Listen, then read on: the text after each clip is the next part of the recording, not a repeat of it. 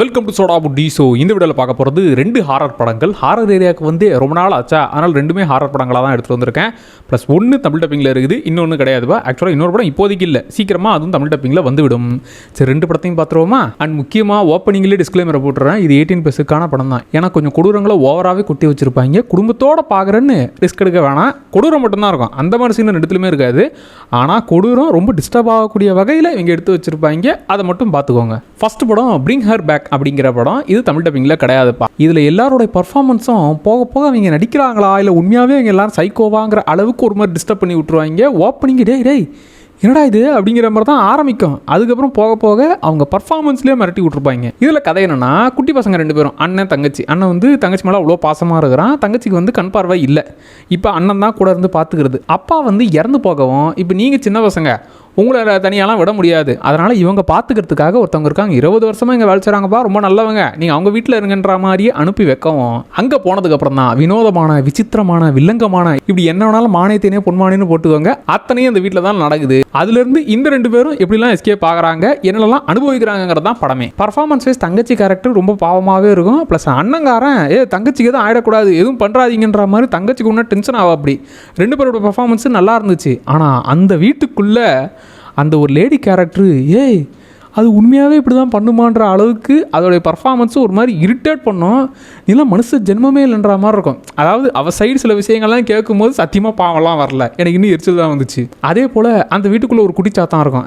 பேயெலாம் இல்லைப்பா, ஒரு குட்டி பையன் இருப்பான். அதெல்லாம் இந்த வயசுக்கு நீ எப்படாப்பெல்லாம் நடித்து தொலைச்சிருக்கன்ற மாதிரி அதை பார்த்தாலே டெரிஃபிக்காக இருக்கும். இவங்ககிட்ட சொல்லி தான் இப்படி ஆக்டிங்கை வாங்கினாங்களா இல்லை ஏதாச்சும் ஒரு எக்ஸ்பிரஷனை செட் பண்ணி அந்த வேலையை பார்க்குறானன்ற மாதிரி அந்த கேரக்டரு. நீங்கள் என்ன தான் பேயை கொண்டு வந்து கதுவு பின்னாடி பயமுறுத்த மியூசிக்லாம் போட்டு பண்ணுறதை விட அந்த பையனை பார்க்கறதுக்கு டெரிஃபிக்காக இருக்கும். அந்த ஒருத்தனோட பர்ஃபார்மன்ஸ் இவங்க மொத்த பேருமே தூக்கி சாப்பிட்டுருச்சு. அங்கே அந்த லேடி பார்க்குற வேலைகள் தான் ஒரு மாதிரி அருவருப்பாக இருக்கும். போக போக அந்த குட்டி பையன் பண்ணுற விஷயங்கள்லாம் ஒரு மாதிரி டிஸ்டர்பிங்காக இருக்கும். இதெல்லாம் பண்ணுறதுக்கு ஏதாச்சும் ஒரு ரீசன் இருக்குடா, அந்த ரீசனாக இருந்தாலும் ஏன்னா இவ்வளோ குருட்டுத்தனமாவாடா இப்படிலாம் பண்ணுவீங்கிற மாதிரி அது ஒரு மாதிரி டிஸ்டர்பிங்காக தான் இருக்கும் படமே. நல்லா நைட் டைமில் ஃபுல்லாக லைட் ஆஃப் பண்ணிட்டு இந்த படத்தை போட்டு விடுங்க, ஒரு மாதிரி ஒரு வழி பண்ணி விட்டுரும். கொஞ்சம் பொறுமையாக ஸ்டார்ட் ஆகி அந்த வீட்டுக்குள்ளே வில்லங்கத்துக்குள்ளே காலடி எடுத்து வச்சதுக்கப்புறமா இந்த குட்டிச்சாத்தா அங்கே இங்கேன்னு சுற்றிக்கு வந்ததுக்கப்புறமா இந்த எல்லா பிரச்சனைகளும் வரும். இந்த பிரச்சனை சமாளிக்கிறாங்கிறத விட அந்த பிரச்சனை பார்க்குறதுக்கே ஒரு மாதிரி அருவருப்பாக இருக்கும். ஸோ அதெல்லாத்தையும் சமாளிக்கிற விஷயங்கள்லாம் ரொம்ப டிஸ்டர்பிங்காக பண்ணி விட்டாங்க. ஸோ அதனால் இதெல்லாம் எதிர்பார்க்குறவங்களுக்கு தாராளமாக இந்த படம் செட் ஆகும். எனக்கு எல்லாரோடைய பர்ஃபார்மன்ஸ் ஆகும், அதுக்குன்னு பர்ஃபார்மன்ஸ்க்காக மட்டும் பாருங்கன்னு சொல்லலை, அதை டென்ஷன் பில்ட் பண்ணி எப்படா தப்பிப்பாங்கிற அந்த மூமெண்ட்லாம் கிரியேட் பண்ணதாகவும் மொத்தமாக எனக்கு இந்த படம் நல்லாவே ஒர்க் ஆச்சு. டெரிஃபிக்கான ஒரு படம் பார்க்கணுன்னாக்கா தாராளமாக அந்த படத்தை ட்ரை பண்ணுங்கள். என்ன தமிழ் டப்பிங் இப்போதைக்கு இல்லை, பட் ட்ரை பண்ணுங்கப்பா. சரி, 2வது படத்துக்கு போவோமா? அன்டில் டான் அப்படிங்கிற படம். இது இப்போ தமிழ் டப்பிங்கில் வந்துருக்குது. இதில் கதை என்னன்னா, செத்து விளையாடுவோமா, அதுதான் கதை. அதுக்குள்ளே டைம் லூப்பு அது இதுன்னு எல்லாத்தையும் நுழைச்சி விதவிதமாக வித்தியாசமாக பல வேலைகள் பார்க்குறதா அந்த மொத்த படமும். ஒரு கேங்கே சேர்ந்து ஒரு இடத்துல இப்போ இருக்கிறாங்க. அங்கே ஒருத்தரையாக ஒரு மாஸ்க் போட்ட மர்ம மனிதன் வந்து போட்டு தள்ளுறான். ஐயோ எல்லாரும் போயிட்டாங்களா அப்படின்னா இல்லை, திரும்ப திரும்ப திரும்ப திரும்ப இவங்க வந்துக்கிட்டே இருப்பாங்க. எத்தனை தடவை செத்து போகிறாங்களோ அத்தனை தடவை திரும்பி உயிர் தெழுந்து வருவாங்க. திரும்பியும் உங்களை சும்மா விட மாட்டேன்னு விதவிதமாக வந்து காலி பண்ணுவாங்க. இதே விஷயங்கள் ரிப்பீட் ஆகிக்கிட்டே இருக்க எப்படி இந்த லூப்லேருந்து இவங்க தப்பிச்சு வெளியே வந்தாங்கங்கிறது தான் படமே. என்னடா மொத்தத்தையும் சொல்லிவிட்டேன்? இல்லைங்க, நான் சொன்னது மொதல் லூப் மட்டும்தான். அதுக்கப்புறம் அதுக்குள்ளே பல விஷயங்கள், அதை இவங்க எப்படி ஃபைண்ட் அவுட் பண்ணுறாங்கன்னு இன்னும் சில விஷயங்கள்னு இன்னும் பல விஷயங்கள் அந்த படத்தில் இருக்குது. ஸோ ஒரு டைம் லூப்லேயும் ஒரு விதமான்ற மாதிரி பல விஷயங்கள் அதில் ஆட் பண்ணியிருப்பாங்க. எனக்கு அந்த விஷயங்கள் இதில் பிடிச்சது. எனக்கு தெரிஞ்சு இதில் கதை எழுதும் போதே சார் இவங்களை இப்படி பண்ணணும் இல்லை இவங்களை அப்படி பண்ணணும் அப்படிங்கிற மாதிரி கொடூரங்களை மட்டுமே ஒருத்தன் கிலோ கணக்கில் லிஸ்ட்டு போட்டு அது எல்லாத்தையும் ஆசை தீர அந்த படத்தில் பண்ணி வச்சிருக்கான். அண்ட் ஒரு டைம் லூப்லேயும் ஒரு வித்தியாசத்தை காட்டுறன்ற மாதிரி இன்னும் இவங்க எப்படா காலியாக போகிறாங்கிற அந்த ஒரு எக்ஸைட்மெண்ட் இருக்கும். அதான் சொல்கிறேனே, வர அந்த கொடூரமான படங்கள் ஸ்லாஷர் படங்கள்லாம் சந்தோஷமாக என்ஜாய் பண்ணி பார்க்க ஆரம்பிச்சிட்டேன். அண்ட் சிலர்லாம் வந்து ஸ்லாஷர் படத்தை நான் சாப்பிட்டுக்கினே என்ஜாய் பண்ணி பார்ப்பேன்னா அப்படிப்பட்ட சைக்கோக்கள் என்ஜாய் பண்ணக்கூடிய படம் தான் இது.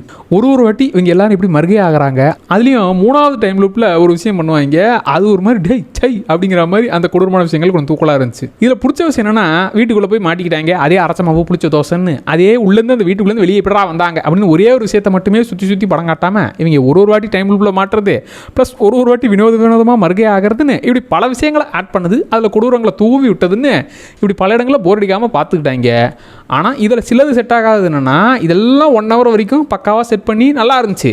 அதுக்கப்புறம் திரும்பியும் சுற்றி வந்தீங்கன்னு எவ்வளோ நேரங்க சுற்றிக்கிட்டு இருப்பீங்க? ஏங்க ஒருத்தராக மறுகை ஆகிற வரைக்கும் போர் அடிக்குதுங்க, டக்குன்னு முடிச்சுட்டு சீக்கிரம் வெளியே வாங்க, என்ன பிரச்சனைன்னு கண்டுபிடிங்களேன் அப்படிங்கிற மாதிரி ஒரு கட்டத்தில் அதுவே கொஞ்சம் தகட்ட அளவுக்கு ஆகிடும். நல்ல ஐடியாஸு, நல்ல கொடூரமான விஷயங்கள் அதெல்லாம் கூட்டிட்டு தான் போவாங்க. அதுவே ஒரு கட்டத்தில் போதும் பாஸ் கொஞ்சம் சீக்கிரம் வெளியே வரீங்களா அப்படிங்கிற ஒரு ஃபீலை நடுவில் ஏற்படுத்தி விடும். அதான் நல்லா ஆரம்பித்து நடுவில் கொஞ்சம் டயர்டாக்கி விட்டு அதுக்கப்புறம் நீட்டாக படத்தை முடிப்பாங்க. இதில் வர கேரக்டர்ஸோடு நம்மளை ஈஸியாக கனெக்ட் ஆகிற மாதிரியான விஷயங்கள் பண்ணுறதுலாம் அந்த விஷயங்கள் கொஞ்சம் கோட்டை விட்டதுனால நடுவில் கொஞ்சம் போர் அடிக்கிற ஃபீல் நல்லாவே வந்துச்சு.